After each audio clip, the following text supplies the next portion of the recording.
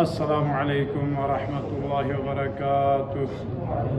اعوذ باللہ من الشیطان الرجیم، بسم اللہ الرحمن الرحیم۔ الحمد للہ الذی ہدانا لدینہ الذی ارتضاہ وسبیلہ الذی اصطفاہ ونصرنا لما یوجب الزلفة لدیہ والوصول الیہ، فأمرنا لأداء فرض الجمعات وما أوجب علينا فيها من الطاعات وقسمه لأنه هو العزيز الحكيم.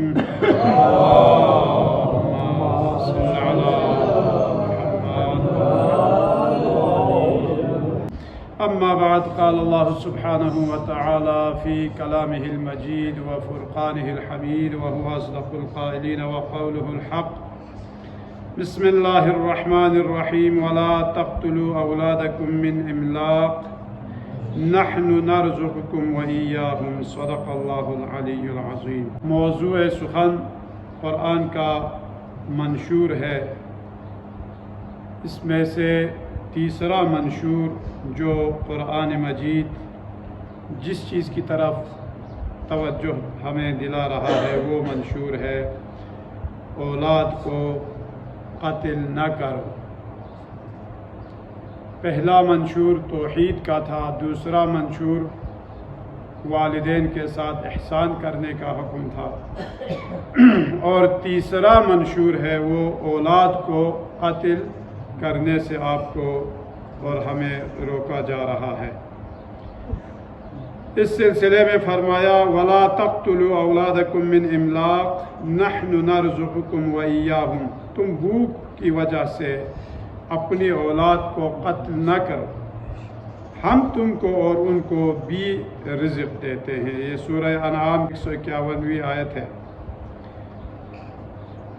انسان کے اندر جو نہایت گہرے جذبات اور مہر و محبت کے احساسات جو پائے جاتے ہیں، ان میں سب سے بڑھ کر اولاد کے لیے ماں باپ کا احساس اور ان کی محبت اور ان کی شفقت کا جذبہ ہے۔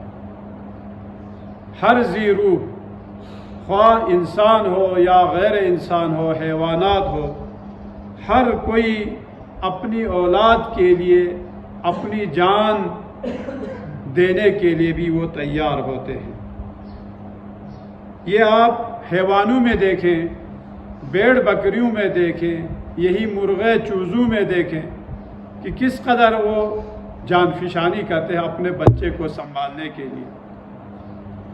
لیکن کبھی انسان کی شقی القلب اور سنگ دلی اس حد تک پہنچ جاتی ہے کہ ایسا نازک اور حقیقی محبت کا جذبہ بھی اس کے دل میں باقی نہیں رہتا، اور وہ اپنی اولاد کو اپنے ہاتھوں سے جو ہے وہ قتل کرنے لگتے ہیں اور ذبح کرنے لگتے ہیں۔ بلکہ اگر یہ کہیں کہ صرف اپنی اولاد کو نہیں بلکہ انسانیت کو قتل کرنے پر تلے ہوئے ہیں۔ آج یہ آپ ترقی یافتہ دور میں آپ اور ہم دیکھ رہے ہیں کس قدر انسانیت کا قتل ہو رہا ہے، جس کے بارے میں اللہ تبارک و تعالیٰ نے یہی فرمایا تھا من قتل نفسا بغیر نفس، اگر کوئی شخص بغیر کسی عذر شرعی کے کسی کو اگر وہ قتل کرتا ہے تو فقتل الناس جميعا، کہ پوری انسانیت کو گویا اس نے قتل کیا ہے۔ سورہ تکویر کی آیت نمبر 8 اور 9 میں تنبیہ کی گئی کہ قیامت کے دن بے گناہ بچوں کے بارے میں سوال ہوگا۔ وَإِذَا الْمَوْءُودَةُ سُئِلَتْ بِأَيِّ ذَنبٍ قُتِلَتْ، ان کے بارے میں کیوں اگر یہ رواج نہ ہوتا تو قرآن مجید یہاں پر کیوں ان کو نہیں کر رہے ہیں، کیوں منع کر رہے ہیں؟ اس سے ثابت ہے کہ تو خطبہ قاسعہ میں بھی امیر المؤمنین علیہ السلام اس فرماتے ہیں من بنات موعودۃ واسنام معبودۃ، اس کے بارے میں بھی سوال ہوگا۔ کون سی؟ یعنی ان بچیوں کے بارے میں جن کو تم بے گناہ قتل کرتے ہو، بے گناہ ان کو درگور کرتے ہو، اور ان بتوں کے بارے میں جن کی تم پوجا کرتے ہو۔ عمان بن منذر، یہ ان کا کوئی بادشاہ تھا، ان کو ٹیکس اور خراج نہیں ملا۔ تو اس نے کیا کیا، اس قوم پر جو ہے بنی تمیم کے قوم پر اس نے چڑھائی کر دی، اور ان کی یعنی خواتین کو اس نے کیا کیا، یرغمال بنا کر لے آئے۔ جب یرغمال بنا کر لے آئے، بعد میں وہ لوگ صلح کے لے گئے، بھائی ہم جو تمہارے خراج ہے یا جو کچھ دینا ہے وہ ہم دے دیتے ہیں، ہماری جو ہے جو سرا کو تم واپس کریں۔ اس نے کہا ٹھیک ہے، یہ خواتین یا یہ جو لڑکیاں ان کی مرضی ہے، اگر وہ ادھر رہنا چاہیں تو یہاں رہے، اور اگر تمہارے ساتھ جانا چاہے تو تم اپنے ساتھ لے کر جا سکتے ہو۔ جب اس نے یہ کہا تو تمام لڑکیاں جو ہے وہ اپنے اپنے والدین کے ساتھ وہ جانے لگے، سوائے قیس بن عاصم نامی شخص کی بیٹی۔ اس نے کہا میں اپنے باپ کے ساتھ جانے کے لیے تیار نہیں ہوں۔ جب اس نے یہ حالت دیکھی اپنی بیٹی کی تو وہ جو ہے بڑے غصے میں آئے، اور اس نے یہ وہیں پر ٹھان لیا، اب جو بھی بچی میرے ہاں پیدا ہو میں سب کو زندہ درگور کروں گا۔ کہتے کہ اس نے 17 بیٹیوں کو جو ہے اپنی 17 بیٹیوں کو اس نے اسی طرح درگور کر دیا۔ اب اس نے بھی یہ سوء تبلیغ کرنا شروع کیا کہ معاشرے میں جو ہے یہ بیٹیاں جو باعث ذلت ہے، اگر کوئی جنگ ہو جائے، اگر جنگ چھڑ جائے، اسیر اسرا میں جو ہے وہ یہ لوگ شامل داخل ہو جائے تو یہ یعنی والدین کے لیے، بہن بھائیوں کے لیے یہ باعث ذلت ہے اور باعث خوار ہے، لہٰذا ان کو جو ہے شروع سے ہی ہم دفع کر دیتے۔ تو یہ سبب جو ہے جھوٹی غیرت کی وجہ سے تھے کہ وہ اپنی اولادوں کو جو ہے وہ تحت کرتے اور زندہ درگور کرتے۔ اور اس دور میں بھی افسوس کی بات تو یہ ہے کہ اس دور میں، دور جدید میں، انسان اسقاط حمل، ابھی وہ لوگ مثلا 2 ہی بچے اچھے یا اس قسم کے جو ہے وہ جھوٹے نعرے جو لگاتے ہیں، اولاد کو صفت کرتے ہیں۔ یہاں پر ایک شرعی مسئلہ بھی ہے، اگر کوئی شخص اپنے یعنی حاملہ عورت سے کہے کہ یہ بچی جو ہے وہ پیٹ میں ہی اس کو ضائع کرنا ہے، گولیاں کھانا ہے یا جو کچھ کرنا ہے، تو اس کے اوپر دیت ہے، قتل نفس کا جو ہے وہ اس کے اوپر دیت ہے۔ اگر اس نے یعنی اگر 4 مہینے کے بعد یا وہ اس حد تک پہنچنے کے بعد اگر آپ اس کو صفت کرنا چاہے تو آپ کے اوپر دیت ہے۔ اگر شوہر اگر اس عورت کو مجبور کرے تو شوہر کے اوپر ہے، اور اگر عورت جو ہے وہ خود اگر اس کو اسقاط حمل کرے تو اس کے اوپر بھی دیت ہے۔ یا اسی طرح اگر وہ ہسپتالوں میں جاتے ہیں، جو نرس کے پاس جا کر نرس سے اگر وہ اس کو یعنی صفت کراتے ہیں تو نرس کے اوپر جو ہے اس کی دیت ہے۔ یہ شرعی حکم ہے۔ یہاں تک اگر کوئی ناجائز اولاد بھی اگر ٹھہر جائے تو اسلام اجازت نہیں دیتا کہ اس کو جو ہے نا وہ صفت کرے۔ یا ابھی تو سینوگرافی کے ذریعے معلوم ہوتا ہے کہ بھئی جو بچہ جو ہے پیٹ میں ہے وہ سالم ہے یا نہیں، یا جو کس مختلف بیماریوں میں مبتلا ہے، کسی کے دل میں سوراخ ہے تو کسی کے جو ایک آنکھ ہے تو کسی کے ایک ٹانگ ہے، یا کسی کے کوئی دماغ نہیں، تو اعضاء و جوارح پورے نہیں، اور اگر وہ اس دنیا میں آ بھی جائے تو والدین کے لیے جو باعث دردسر ہے پوری زندگی، تو کیا کرے؟ کیا اس کو جو ہے اس حمل کو جو ہے وہ خراب کر سکتا ہے یا نہیں کر سکتا؟ اسلام اجازت نہیں دیتا۔ اگر یعنی وہ معذور شخص جو ہے، جو والدین کے ہے تو دردسر ہے، پوری زندگی جو ہے اس کے لیے دردسر ہے والدین کے لیے، کیا اس کو ابھی جو سینوگرافی کے ذریعے اس سے معلوم ہو جائے تو کیا اس کو خراب کر سکتے؟ نہیں کر سکتے۔ لیکن اس دور میں مثلا وہ بڑی آسانی سے یہ کام انجام دیتے ہیں، بھئی وضع جو ہے نا حمل کو جو ہے نا وہ آپ خراب کریں، لیکن اس کی اجازت نہیں دیتا اسلام۔ پس من قتل نفسا بغیر نفس او فساد فی الارض فکأنما قتل الناس جميعا وَإِذَا بُشِّرَ أَحَدُهُمْ بِالْأُنْثَىٰ، جب ان میں سے کسی کو یہ خبر دی جاتی کہ تمہارے ہاں بچی ہو گئی ہے، ظَلَّ وَجْهُهُ مُسْوَدًّا وَهُوَ كَظِيمٌ، تو وہ شرم کے مارے اس کے چہرے جو ہے وہ سیاہ پڑ جاتے تھے۔ يَتَوَارَى مِنَ الْقَوْمِ اس بچی کو وہ اپنی قوم قبیلے سے جو ہے وہ چھپایا کرتے تھے. من سوء ما بشر به ایمسکہ علی ہون ام یدسہ فی التراب. وہ اس بری خبر کی وجہ سے وہ لوگوں سے خود بھی چھپتا پھرتا تھا کہ کوئی یہ نہ کہے کہ تمہارے ہاں بیٹی ہو گئی. کس قدر جہالت تھی. وہ سوچتا تھا کہ یہ کیا ذلت کے باوجود وہ اسے رہنے دے اس بچی کو, یا اس کو مٹی میں دفن کر دے. سن لو وہ کیسا برا فیصلہ تھا, یہ قرآن مجید کہہ رہا ہے.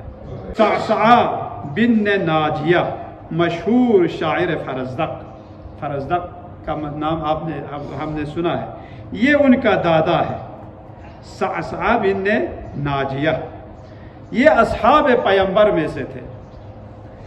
اس زمانے میں جو فرماتے ہیں کہ خود, کیونکہ یہ فرزدق جو ہے اپنے فخر کر رہے ہیں کہ میں اس دادا کا بیٹا ہوں, کہ اس نے کیا کیا تھا. یہ صعصعہ بن ناجیہ نے کہتے ہیں کہ ایک مرتبہ ان کے 2 اونٹ غائب ہو گئے, گم ہو گئے.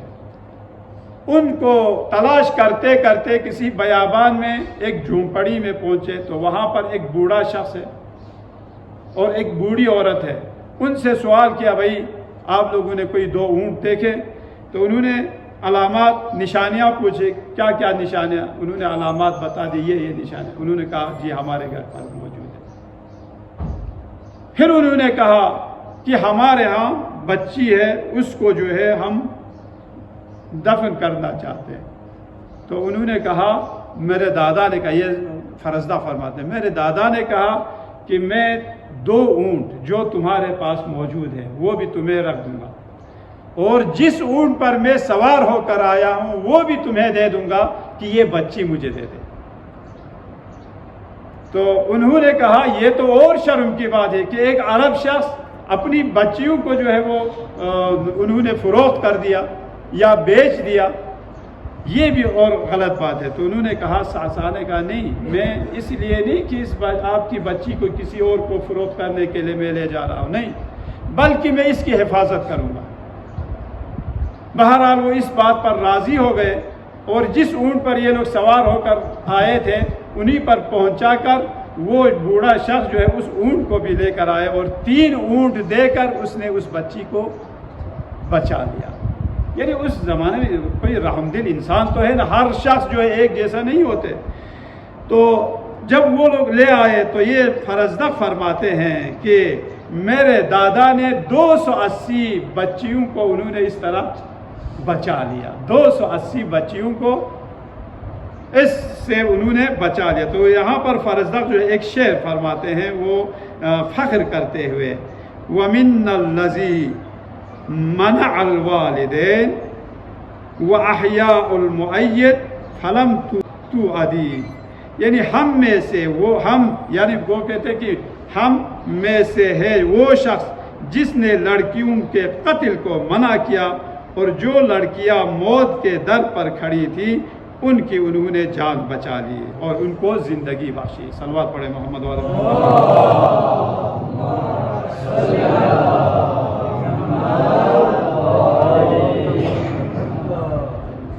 اس لیے فرماتے ہیں کہ آپ اور ہمارے لیے بھی کیوں, اولاد پیغمبر اکرم کے فرمان کے مطابق ہر شے کے لیے ایک پھل ہے, اور دل کا پھل جو ہے اس کی اولاد ہے. اگر اولاد یہ باعث امتحان بھی ہے آپ اور ہمارے لیے, جو باعث نجات بھی ہے اور باعث ذلت اور خوار بھی ہے. کیوں؟ اس لیے اگر آپ نے اس کی صحیح تربیت کی تو یہ باعث ہے آپ کے لیے قیامت کے دن نجات کا. کیوں؟ یہاں پر فرماتے ہیں کہ باقیات الصالحات میں سے ایک اولاد صالح ہے جو والدین اپنے بعد چھوڑ کر جاتے ہیں. اولاد صالح جو آپ کے باقیات الصالحات ہیں. کیوں؟ جو نیک کام وہ انجام دے گا اس میں آپ کا بھی اس میں حصہ ہوگا. آپ کی تربیت کی وجہ سے وہ نیک راستے پر چلا, وہ نمازی ہو گئے, وہ اچھے کاموں میں مصروف ہو گئے, وہ غلط راستے سے جو ہے وہ بچ نکلے. اس لیے اس کے ثواب میں آپ بھی برابر کے شریک ہے۔ اس لیے حسن بصری نے کہا ایک مرتبہ، اس جاہل نے، ہے تو خیر ایک مذہب کا جو ہے وہ رئیس ہے، اس نے کہا بئس الشیء الولد، اولاد کتنی بری چیز ہے، اگر یہ مر جائے تو یہ مجھے مصیبت میں ڈال دیتی ہے، اور اگر یہ زندہ رہے تو یہ مجھے زحمت میں ڈال دیتے کہ میں اس کا خرچہ پورا کروں، اس کے لیے فیس، اسکول کا فیس میں وہ کروں، اس کے لیے کھانے پینے کی چیزیں میں مہیا کروں، اس کے لیے میں زحمت کروں، تلاش کروں، لیکن اگر یہ مجھ سے پہلے مر جائے تو یہ مجھے مصیبت میں ڈال دیتی ہے اولاد۔ یہ بات جناب سید الساجدین زین العابدین علیہ السلام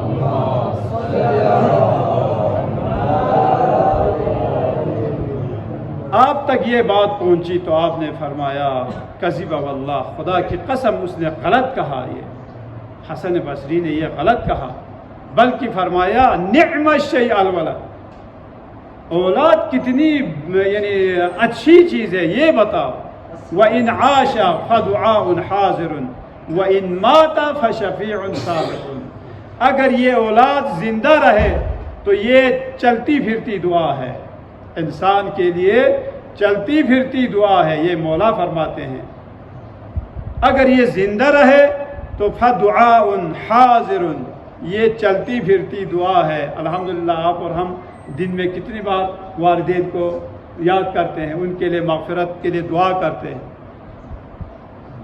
چلتی پھرتی دعا ہے، لیکن اگر یہ مر جائے وَإِن مَاتَ فَشَفِيعٌ صَابِقٌ، اور اگر یہ اولاد مر جائے تو یہ قیامت کے دن آپ کے لیے باعث شفاعت ہے، شفاعت کریں گی یہ آپ کی اولاد، کیونکہ رسول خدا کا یہی فرمان ہے کہ میں فخر کرتا ہوں یعنی اپنی امت کی اضافے ہونے پر، اگر ولو بالسبت، اگر وہ سبت شدہ بھی کیوں نہ ہو، کیوں؟ اس لیے قیامت کے دن جب ان سے کہا جائے گا ادخلوا الجنہ، کیوں معصوم بچوں پر کوئی گناہ تو نہیں ہے، وہ معصوم ہے، بہشتی ہے، جنتی ہے، جو حد بلوغ پر پہنچنے سے پہلے جو اس دنیا سے چلا جاتا ہے وہ جنتی ہے، تو جب ان سے کہا جائے گا ادخلوا فی الجنہ تو وہ کہیں لا ندخل حتی یدخل ابوان، ہم اس وقت تک داخل نہیں ہوں گے، فرشتوں سے کہیں گے جب تک میرے والدین ہم سے پہلے جنت داخل نہ ہو۔ اس سے معلوم ہوتا ہے کہ یہ اولاد اتنی بڑی نعمت ہے انسان کے لیے، لیکن شرط یہ ہے کہ ان کی تربیت کا آپ اور ہم بندوبست کریں، تو وہ اس وقت فرشتوں کو حکم ہوگا خدا تبارک و تعالیٰ کی طرف سے ان کے والدین کو لے آؤ، اور والدین کو ساتھ لے کر وہ ہماری اولادیں جو ہے وہ جنت جائیں گے۔ تو مولا نے فرمایا اگر یہ زندہ رہے تو یہ چلتی پھرتی دعا ہے، اور اگر یہ مر جائے تو یہ شفاعت کنندہ ہے۔ باقی حالات حاضرہ آپ کے سامنے ہیں، میں صرف دو نقطے کی طرف جو ہے اشارہ کرنا چاہتا ہوں۔ جب دشمن نے اور خصوصاً ٹرمپ نے مقام معظم رہبری کو انہوں نے دھمکی دی تھی کہ اب آپ کو ہم نہیں چھوڑیں گے، تو اس وقت آپ نے فرمایا اسلامی جمہوریہ ایران اس جنگ میں جو ہے وہ ناقابل شکست رہے گا، میں بوڑھا ہو چکا ہوں، صرف کرسی پر بیٹھا ہوں، نوجوانوں نے سب کچھ سنبھالا ہوا ہے، اس لیے اگر تم مجھے مار بھی دو گے تو کوئی نقصان نہیں ہوگا۔ پھر فرمایا میں کچھ بھی نہیں ہوں، ایران بھی کچھ بھی نہیں ہے، ایران بھی میرے لیے کوئی مہم نہیں ہے، لیکن میرے لیے جو سب سے زیادہ مہم ہے وہ کیا ہے؟ دین مقدس اسلام ہے۔ اور اس فرمان نے پورے عالم اسلام کے انہوں نے دل جیت لیے۔ لوگ تو کہتے تھے کہ شیعہ کافر ہے، اور آپ کے اوپر یہ جو واضحات کے باوجود بھی دشمن جو ہے آپ کے دشمن اس بات پر تلے ہوئے کہ شیعہ جو ہے وہ کافر ہے، ایران اسرائیل کے ساتھ ملا ہوا ہے، ایران امریکہ کے ساتھ ملا ہوا ہے، لیکن آج کل میڈیا آزاد ہے، ہر چیز سامنے ہے، دنیا جو ہے ایک گوگل بن گئی ہے، تو لہٰذا آپ نے فرمایا کہ ہمارے لیے سب سے زیادہ مہم وہ اسلام ہے، اسلام کا بچانا جو ہے وہ ہمارا۔ پھر فرمایا یہ وہ للکار ہے جس نے پورے عالم اسلام کے دل جیت لیے۔ اور فرمایا بھائی جس اسلام کو بچانے کے لیے امام حسین علیہ السلام نے اپنی قربانی پیش کی ہے تو میری کوئی حیثیت نہیں ہے۔ پھر فرمایا امام حسین نے اپنی ساری سارے خاندان کو لٹایا ہے اس اسلام کے اوپر۔ یہ ہے شیعہ، اور الحمدللہ آپ اور ہمارے لیے ترہ امتیاز ہے۔ آج تک مکتب تشیع کے جتنے بھی جو بھی ہستیاں، جو بھی سردار کہیں، جو بھی آپ مجتہد کہیں، کیوں؟ اس لیے کہ آپ کا اور ہمارا جو رہنما ہے، رہبر ہے، مجتہد ہے، وہ ائمہ طاہرین علیہ السلام کے ان فرمان کے مطابق ہے، من کان من الفقہاء حافظا لدینی مخالفا لہوا، جو اپنے ہوا و ہوس کے مخالف ہو وہی مجتہد ہو سکتے ہیں، وہ انہی کے بعد جو ہے ہمارے اوپر قابل اجرا ہے، قابل اطاعت ہے۔ تو یہ جو مجتہدین ہے اب الحمدللہ یہ سب کربلا سے انہوں نے درس لیا تھا کہ آپ نے فرمایا کہ جب امام حسین علیہ السلام نے اپنے پورے خاندان کو جب اسلام پر قربان کیا ہے تو ایک شخص کا جو ہے قربان ہونا یہ کوئی بڑی بات نہیں ہے۔ لہٰذا دوسری چیز، مقام معظم رہبری نے مسلمانان عالم سے خطاب کیا۔ ایک درد دل ہے یہ، افسوس فرماتے ہیں مسلم ممالک پر یہ ساری مصیبتیں اور یہ بلائیں کیوں کر نازل ہوتی ہیں؟ کیونکہ ہم لوگ اسلام سے، قرآن سے ہم دور ہو گئے۔ قرآن نے تو فرمایا تھا محمد رسول اللہ،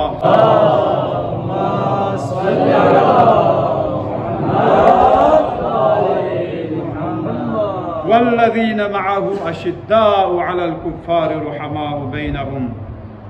قرآن کا تو یہ حکم تھا کہ محمد اور ان کے ساتھ جو جتنے بھی مومنین تھے اشداء علی الکفار، جو تھا، لیکن افسوس انہوں نے کیا کیا؟ اربوں ڈالر والے جہاز کو ان کافروں کے لیے بطور تحفہ پیش کیا۔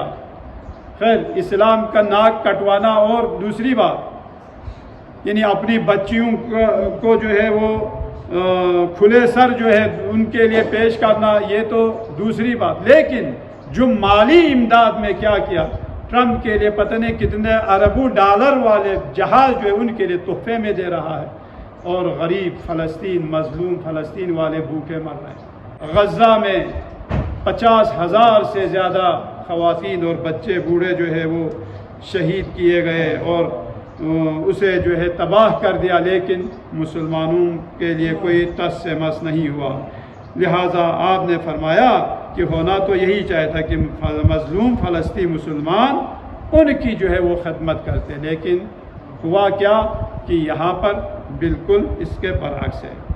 اس کے بعد ایران نے اسرائیلیوں کو جو حکم دیا ہے، انہوں نے کہا تمہارے پاس صرف 2 ہی راستے ہیں، کیونکہ آپ میڈیا بعض دفعہ جو ہے کچھ چیزیں جو غلط بیانی بھی کرتے ہیں اور کچھ حقائق جو ہے وہ چھپاتے بھی ہیں، لیکن انشاءاللہ کہ اس میں خود مقام معظم رہبری بھی اور ملت ایران بھی بہت ہی پر امید ہے، میدان میں آ رہے ہیں۔ ہر کوئی جو ہے وہ شہادت کا انتظار کر رہے ہیں، شہادت کی تمنا کر رہے ہیں، بلکہ جب یہ 8 سالہ جنگ جب ختم ہو گئی تھی ایران عراق، ظاہراً ایران عراق کے درمیان تھی، لیکن اصل میں پوری یعنی مملکت کفار اور صرف مکتب تشیع کے درمیان جو جنگ تھی، اس وقت جب جنگ بندی کا جب اعلان ہوا تو ایران میں جوان لوگ جو ہے داڑے مار مار کر رو رہے تھے کہ اب ہمیں شہادت کا راستہ بند ہو گیا۔ تو وہ قوم ہے انشاءاللہ، تو انہوں نے فرمایا کہ 2 راستے ہیں فلم کے لیے، یا وہ پورا ملک جو ہے وہ چھوڑ کر چلے جائے، خالی کر کے چلے جائے، یا جو زیر زمین چلے جہاں پر وہ سک کر جو ہے وہ مر جائے، وہ چھوڑیں گے نہیں انشاءاللہ، یہ ان کا مصمم ہے۔ بس حملہ کا اب دوسرا جو دور شروع ہو چکا ہے انشاءاللہ اب تک، کہ جس میں فتح نامی میزائل کا استعمال ہونے لگا ہے، وہ آپ کے اور ہماری آواز سے 15 گنا زیادہ جو ہے اس کی رفتار جو ہے وہ تیز ہے۔ یہ دشمن کی طرف جو ہے ان کے ٹھکانوں تک پہنچ رہا ہے، تو دعا ہماری یہی ہونی چاہیے کہ یا مقلب القلوب والابصار، یا مدبر اللیل والنہار، یا محول الحول والاحوال، حول حالنا الی احسن الحال۔ پروردگارہ ہم سب یہی امید میں ہیں کہ جس طرح اس دنیا کو ظلم و جور سے دشمنوں نے اور دشمنان اسلام نے بھر دیا ہے، اس کو عدل و انصاف سے پر کرنے کے لیے اپنے آخری حجت کے ظہور میں تعجیل فرما۔ بسم اللہ الرحمن الرحیم، انا اعطیناک الکوثر فصل لربک وانحر ان شانئک هو الابتر، صدق اللہ العلی العظیم۔